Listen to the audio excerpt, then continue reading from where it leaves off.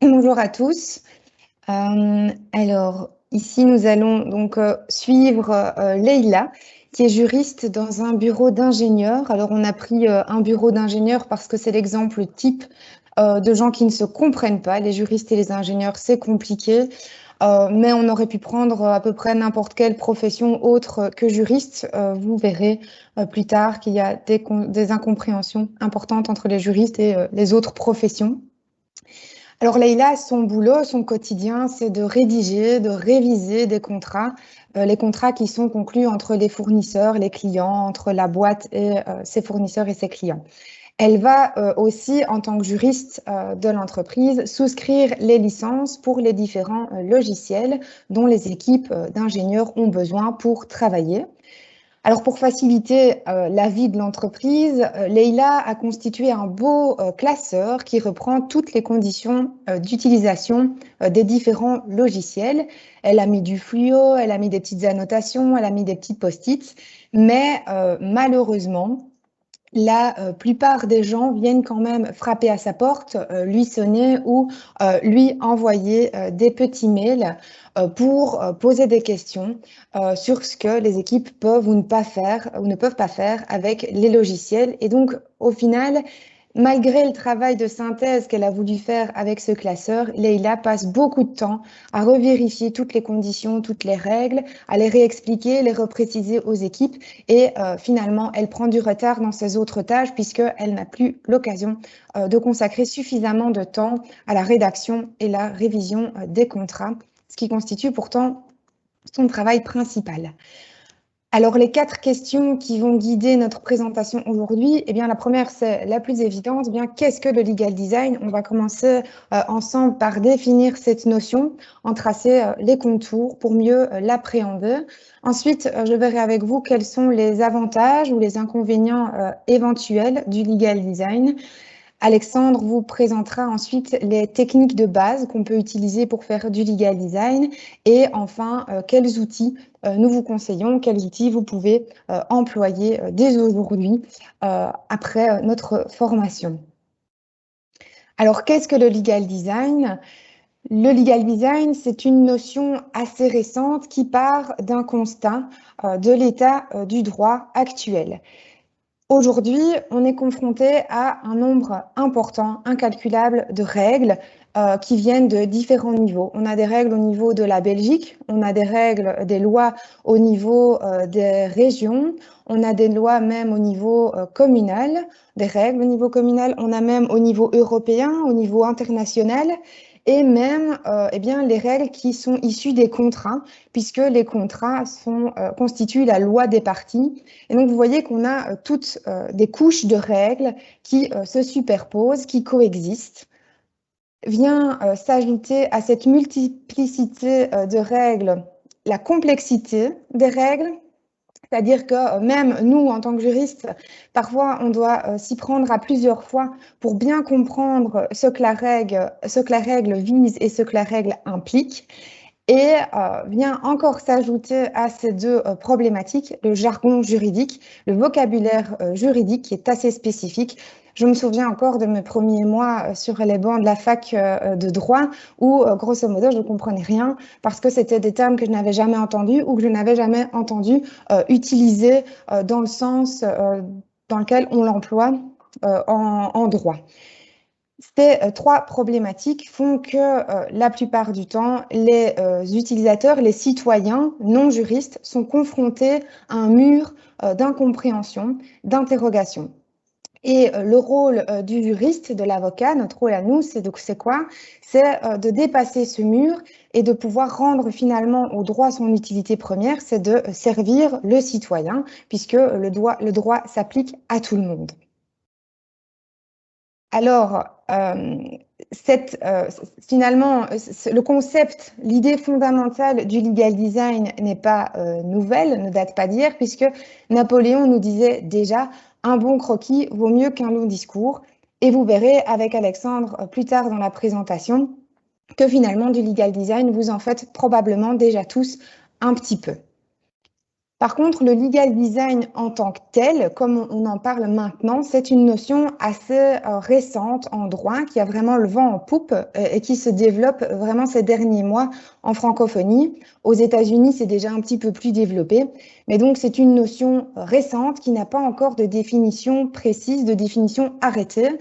Les Américains, les Anglo-Saxons nous expliquent qu'il y a autant de définitions du legal design que de gens qui en font.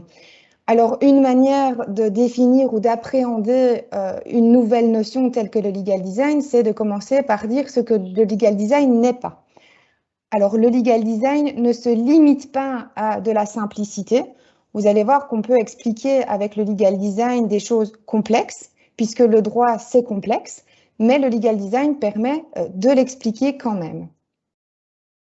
Le legal design ne se limite pas à du minimalisme. Le but n'est pas d'en faire le moins possible. Avec le legal design, on est évidemment complet.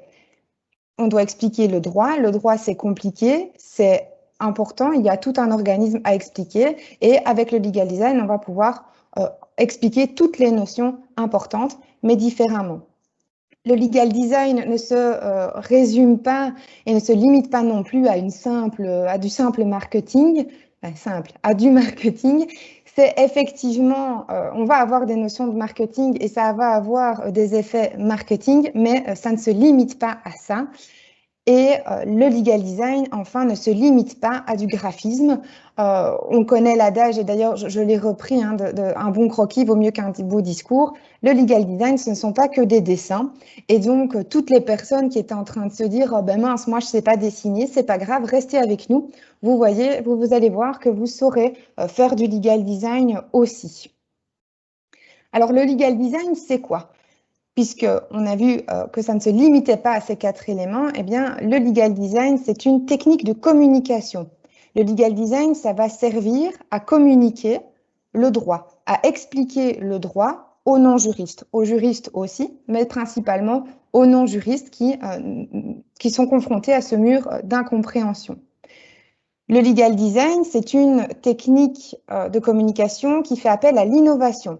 Ça veut dire que le legal design, c'est quelque chose de neuf qui fait avancer la manière de communiquer, mais qui ne fait pas table rase de ce qui existe déjà. Vous verrez avec Alexandre qu'il n'est pas question de supprimer toute la manière dont on communique le droit à l'heure actuelle, mais il est plutôt question de la revoir, de la faire évoluer en tenant compte des enseignements qu'on a pu rencontrer et faire pendant la pratique du droit jusqu'à ce jour. Alors, le legal design se base aussi sur la notion de design thinking. Le design thinking, c'est la manière en fait, on pense le droit pour l'utilisateur final. L'utilisateur final, c'est le citoyen, le non-juriste. Eh bien, nous, on va réfléchir, le travail du legal designer, c'est de réfléchir comment communiquer le droit pour que cette personne-là, pour que le non-juriste puisse le comprendre. Puisque le droit s'applique à tout le monde, il n'est pas uniquement destiné aux juristes, aux avocats ou aux juges, il est principalement destiné à tous les citoyens. Donc, c'est pour ça qu'on a le petit dessin avec la loupe. On va vraiment se concentrer, se mettre dans les baskets finalement du citoyen non juriste à qui on veut expliquer ce droit. Alors, le legal design, on a vu que ce n'était pas de la simplicité, mais par contre, c'est de la simplification. Donc, on avait une complexité avec les règles. Nous, le rôle du legal designer, c'est de présenter les choses d'une manière plus simple, de dénouer un petit peu les nœuds que font toutes ces règles de droit. Le legal design va aussi faire appel à du langage clair. Parce que finalement, ce vocabulaire juridique, c'est bien, mais si on n'a pas pris la peine de l'étudier et d'aller voir les définitions particulières que les notions peuvent recevoir en droit, on ne le comprend pas. Et donc, le legal design va faire appel à du langage commun, du langage plus simple, plus utilisé, et pas juste au jargon juridique. Et enfin, le legal design va faire appel à des éléments de visualisation. On a des études qui démontrent de plus en plus souvent que nos cerveaux sont tellement habitués à recevoir énormément d'informations et d'être toujours sollicités de toutes parts que finalement notre cerveau s'accroche mieux à l'information quand il y a un élément visuel qui vient avec. Ça ne veut pas dire qu'on ne peut pas se concentrer sur un texte, mais ça veut dire que si le texte est accompagné de dessins, eh bien notre mémoire visuelle, notre attention visuelle va être beaucoup plus importante et le message sera beaucoup plus marquant. Avec donc le legal design et donc tous ces points, toutes ces définitions, vous allez voir qu'on va résoudre finalement ce mur d'incompréhension où là où il y avait la multiplicité des règles, on va apporter de la synthèse. Avec la complexité, eh bien, on va amener de la simplification. Donc, on dénoue tout ça pour l'utilisateur final. Et du jargon juridique, on va passer au langage clair pour que l'utilisateur final puisse comprendre facilement le droit. Alors, après avoir défini, tracé un petit peu les contours de cette notion de legal design, je vous propose de voir ensemble quels sont les avantages ou les inconvénients éventuels de ce legal design, de cette innovation dans la communication du droit. Alors, commençons par les désavantages, les inconvénients. Vous verrez qu'on a beaucoup plus d'avantages et donc on va passer vite fait sur les inconvénients. Alors, le principal inconvénient du legal design, c'est que c'est quelque chose de nouveau. Donc, c'est peu connu. Ce qui est neuf peut faire peur. D'autant plus que le legal design, c'est quelque chose d'inhabituel. Le droit est encore fort empreint, pas d'ancienneté, mais d'anciennes habitudes. Autant il a été facile dans la tête des gens de passer, par exemple, du magasin de cassettes vidéo à finalement Netflix ou des YouTube, etc. Autant passer du droit tel qu'on le connaît, des contrats tels qu'on les connaît, bien complets, avec toutes les lignes bien écrites, bien structurées, des gros documents bien lourds pour bien faire comprendre que notre travail est vraiment important parce que le droit c'est compliqué. Eh bien, les gens ont un peu peur de passer de ça à finalement des documents qui sont différents, qui ont une autre présentation. Alors, on a eu des clients qui nous ont dit, on propose à nos clients un peu d'intégrer du legal design dans certains documents, pas dans tous, parfois ça ne se justifie pas, mais par exemple dans des conditions générales ou des contrats assez lourds, on proposait d'intégrer un peu de legal design et le client nous a dit, mais est-ce que ça va pas faire un peu enfantin finalement d'ajouter des icônes, des pictogrammes, des couleurs dans des contrats, dans des conditions générales? Et finalement, le legal design, vu que c'est nouveau et que c'est inhabituel, ça demande un certain un investissement financier, ça c'est certain, mais aussi un investissement simplement d'apprentissage. Donc, il va y avoir des outils, des techniques à explorer. C'est un investissement personnel qui va aussi être financier. C'est un petit peu des deux. Donc, il y a de la formation qui va se répercuter de manière différente. Maintenant, quels sont tous les avantages du legal design qui, pour nous, justifient de se lancer dans l'aventure? Eh bien, tout d'abord, le legal design va vous permettre de gagner en précision. Puisqu'on a un objectif de synthèse, de simplification, eh bien, il faut être plus précis. On ne peut pas continuer avec le legal design à viser tout ce qui est possible de viser pour être sûr d'avoir visé la bonne chose. Non, ici, on va à l'essentiel.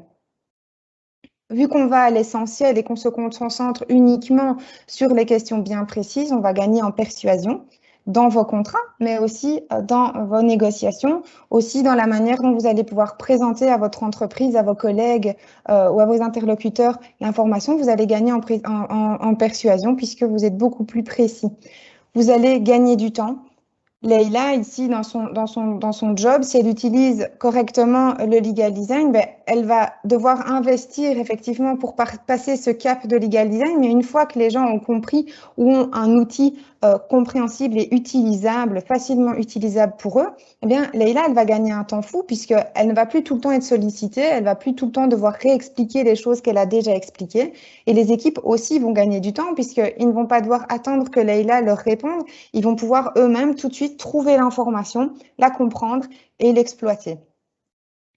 Ça aide aussi à la prise de décision, puisqu'on comprend mieux les choses sont plus claires, sont plus précises, eh bien, c'est simplifié, on peut plus facilement se décider, tout simplement. Puisqu'on est plus précis, qu'on est plus clair, qu'on est plus transparent, eh bien, ça va apporter plus de confiance. Quand on a un contrat qui fait 50 pages de long et où il y a des caractères plus petits, des petites astérix, etc., on doit vraiment, on se met dans une idée de, il essaye peut-être de m'avoir entre deux lignes et alors on doit vraiment tout lire. Alors que si on a quelque chose de beaucoup plus lisible, de beaucoup plus clair, de plus précis, eh bien, on attire beaucoup plus de confiance tant avec les partenaires commerciaux qu'avec les clients. On va gagner en sécurité juridique, puisque les accords, les contrats vont être conclus en parfaite connaissance de cause, en parfaite compréhension pour de vrai. Eh bien, les parties vont plus avoir tendance à respecter correctement leurs engagements, puisqu'ils auront pu plus facilement vérifier ce à quoi ils s'engageaient et ce que l'autre partie attendait. On n'a plus d'incompréhension sur des clauses et donc le contrat est mieux respecté. Ça diminue donc aussi les litiges et ça diminue le coût de ces litiges et de ces procédures. Le legal design permet aussi de gagner en accessibilité. C'est ce que je vous disais tout à l'heure. Le droit n'est pas uniquement destiné aux juristes, aux avocats, aux magistrats. Le droit est destiné et s'impose à tous les citoyens et l'important c'est que tout le monde puisse le comprendre et le legal design permet justement cette accessibilité du droit. Tous ces éléments réunis ensemble font qu'on arrive à une meilleure effectivité du droit. Vu que le droit est compris, eh bien le droit est mieux respecté, le droit est plus efficace. On ne va pas conclure des contrats ou dire « Ok, je respecte ces règles-là » sans les comprendre. Et donc, ce sera mieux respecté.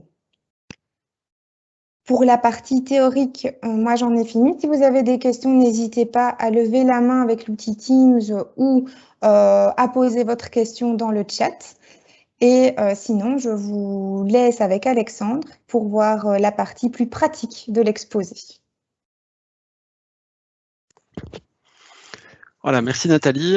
Alors, c'est bien beau toute la théorie, vous vous dites sûrement, bah oui, c'est intéressant, il y a pas mal d'avantages à ça, être mieux compris, etc. Mais vous avez probablement tiqué sur le mot investissement et notamment sur l'utilisation des outils. Alors, selon votre appétit pour la technologie, est-ce que vous êtes à l'aise avec les différents outils informatiques? Est-ce que vous savez dessiner ou pas? Moi, je ne sais pas dessiner, tout ressemble vite à une petite patate quand je commence à dessiner.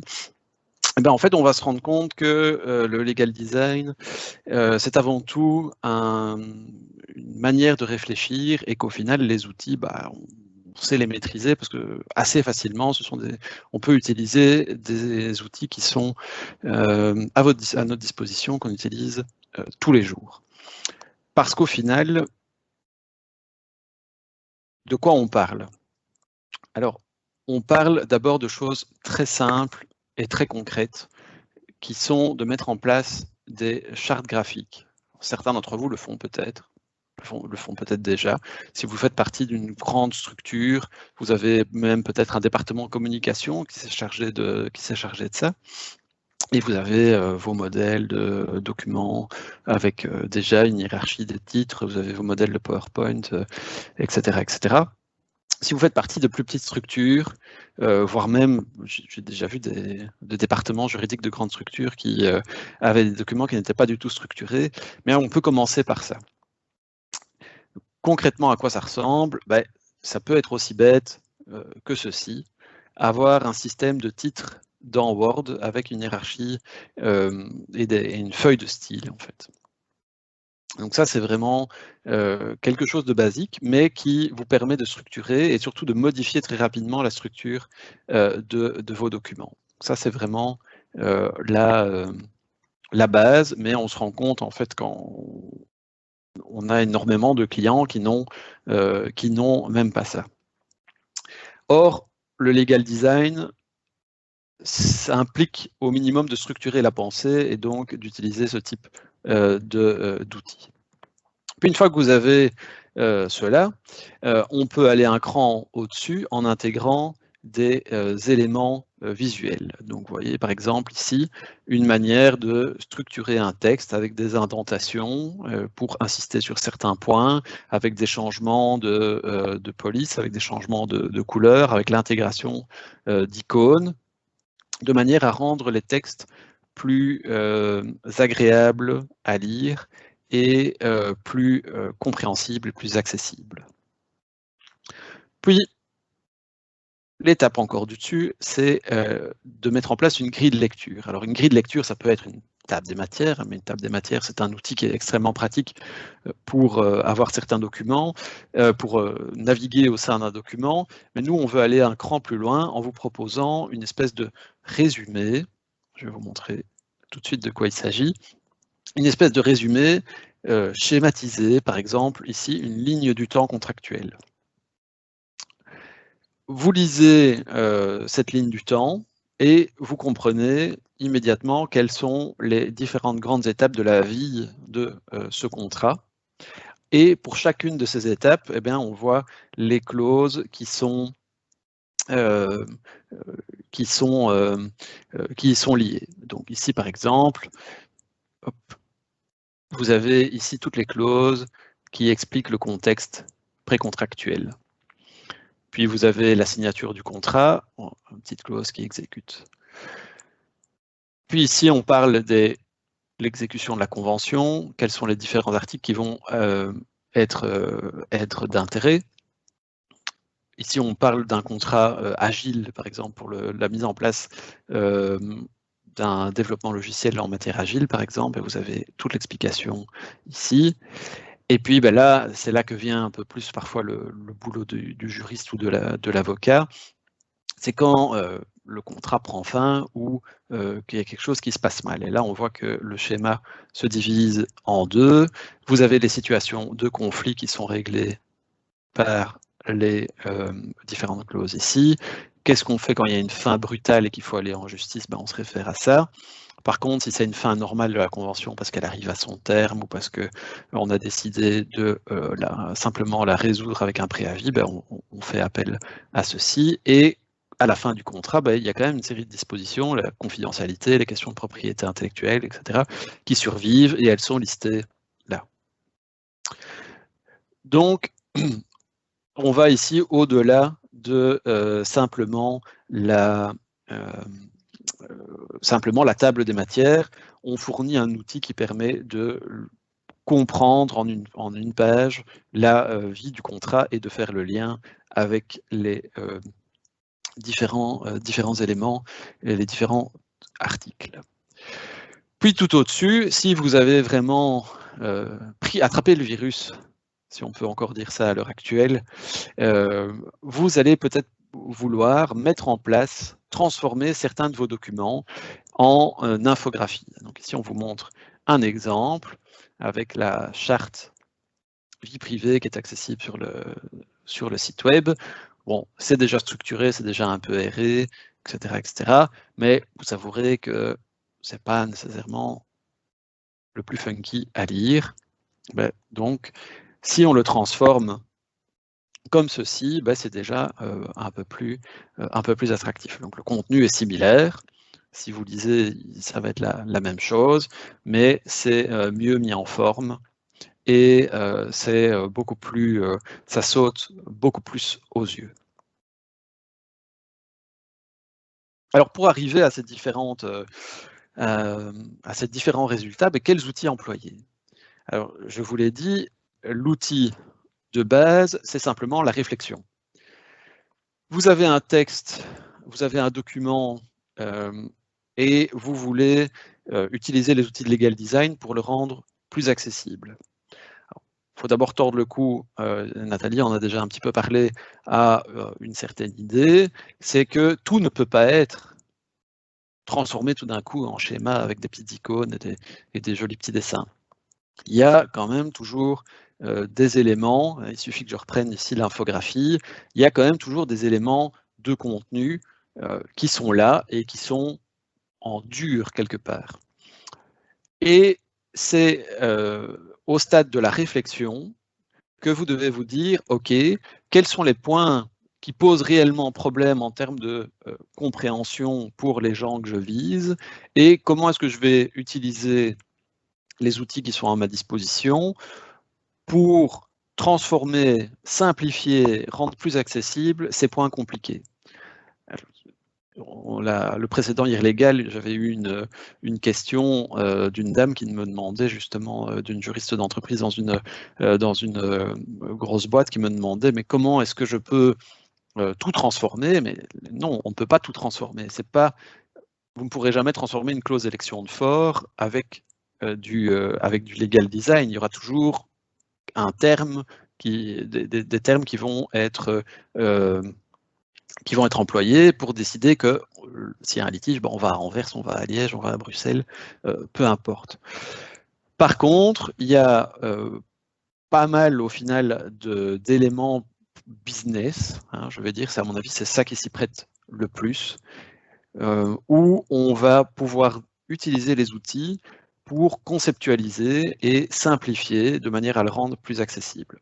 Et ça, on ne peut pas faire l'économie de réaliser d'abord un travail de réflexion pour l'identification des éléments sur lesquels on peut appliquer du legal design, et deuxièmement, une fois que j'ai identifié ces points, comment est-ce que je vais utiliser les différentes techniques de legal design que je viens d'exposer rapidement pour le rendre plus accessible. Et ça, nous, on pense, et c'est d'ailleurs comme ça qu'on fonctionne, qu'il n'y a rien de mieux que le matériel classique. Vous prenez un tableau blanc, comme j'ai derrière moi, vous prenez une feuille, un post-it, des feutres, un crayon, peu importe, ce que vous avez sous la main, ce avec quoi vous êtes à l'aise, et vous dessinez, et tant pis si à ce stade-ci, ça ressemble à une petite patate.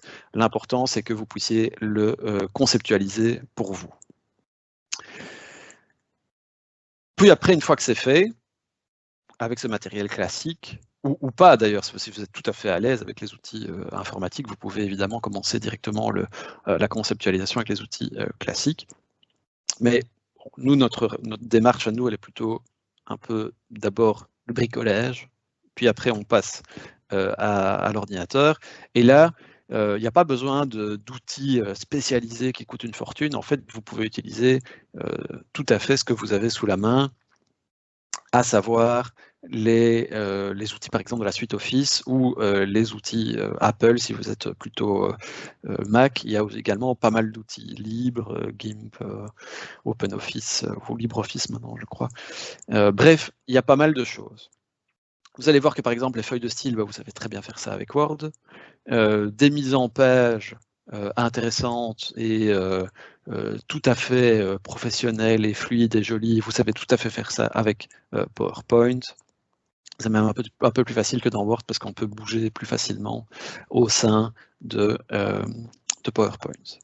On peut intégrer des icônes. Vous avez ici par exemple dans PowerPoint toute une énorme sélection d'icônes qui est tout à fait exploitable, avec laquelle on s'est déjà énormément travaillé.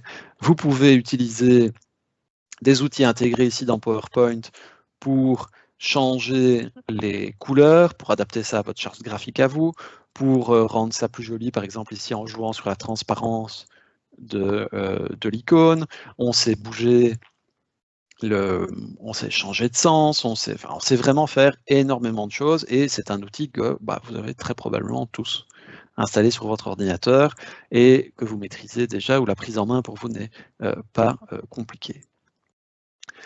PowerPoint, Excel, Word utilisent également des outils qui sont, ma foi, assez puissants pour faire des graphiques, des graphes avec des analyses de données, etc. Donc on sait vraiment faire quelque chose de tout à fait pertinent avec ça.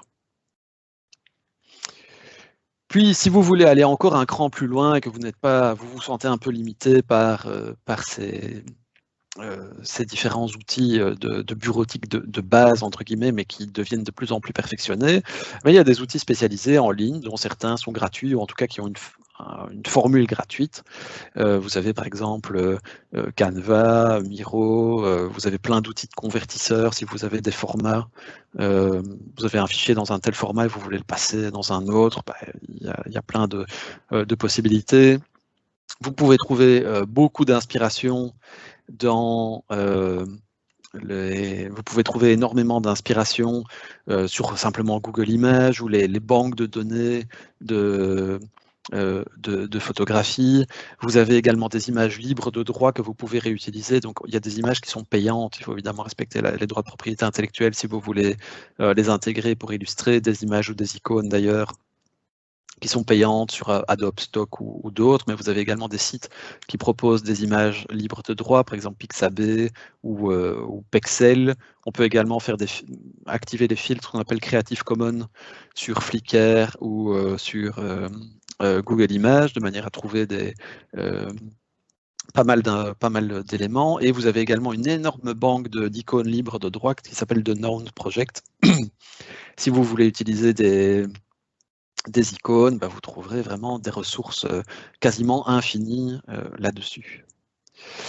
Alors voilà par exemple ici Canva, je crois que c'est Canva, c'est Nathalie qui a utilisé ça pour faire certaines icônes que vous avez vues dans la présentation.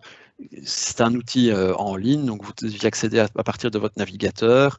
Vous avez des templates que vous pouvez choisir, et puis après, il y a vraiment plein de possibilités pour faire vos icônes, faire vos infographies, faire vos images, vous intégrer du texte, vous changez de couleur. Bref, il y a vraiment plein d'outils. Mais les outils, moi j'ai une petite tendance geek par exemple, j'aime bien tout de suite foncer sur les outils et passer des heures et des heures à comprendre comment ça fonctionne. Mais quelque part, je dois reconnaître que c'est un peu une perte de temps, parce que ce qui est le plus important, ce sur quoi il faut investir le plus, c'est la réflexion au préalable et vraiment le petit design bricolage de base. Et c'est avec ça que vous allez vraiment, si vous avez un bon travail à cet endroit-là, au final, peu importe l'outil plus ou moins évolué ou la maîtrise de l'outil final que vous avez, le résultat sera bon, parce que vous aurez atteint votre objectif de transmettre une idée complexe et de la simplifier et de la rendre accessible à quelqu'un. Donc, si vous êtes un geek comme moi, voilà, bienvenue au club, mais tout le monde peut réaliser ce travail de réflexion dès le départ. Il faut simplement, essentiellement, en fait, se mettre à la place de la personne à qui vous voulez transmettre cet élément. Donc, si vous avez, comme Leïla dans notre exemple, des ingénieurs, il faut vous mettre à la place d'ingénieurs. Qu'est-ce qui est important pour eux? Si vous avez des gens des finances, il faut se mettre à la place des gens des finances. Qu'est-ce qui est important pour eux, etc., etc., etc. Donc, c'est vraiment, si vous avez s'il y a quelque chose qu'il faut retenir de cette tir légal, c'est le legal design, vous en faites déjà et c'est pas compliqué, il faut juste y aller. 2, le travail de réflexion préalable est le plus important. Voilà, je vous remercie de votre attention. Si vous avez des questions, n'hésitez pas. On peut également, si vous êtes pressé, vous n'avez pas envie de poser des questions ici maintenant devant tout le monde, n'hésitez pas, on fait le service après-vente de la présentation bien volontiers. Vous nous envoyez un petit email et on répond à vos questions, on vous recontacte sans problème. Nous vous remercions pour votre attention. Le programme de la prochaine saison sera bientôt disponible, donc vous pouvez vous abonner à Lexing ou à l'Arcier pour en être informé. Vous avez les références ici à la fin du slide. Et nous avons un prochain webinaire sur le lundi 28 juin de 12h à 13h, si ça vous intéresse, si vous êtes intéressé par le sujet, qui porte sur les transferts internationaux de données à caractère personnel suite à la décision Schrems 2.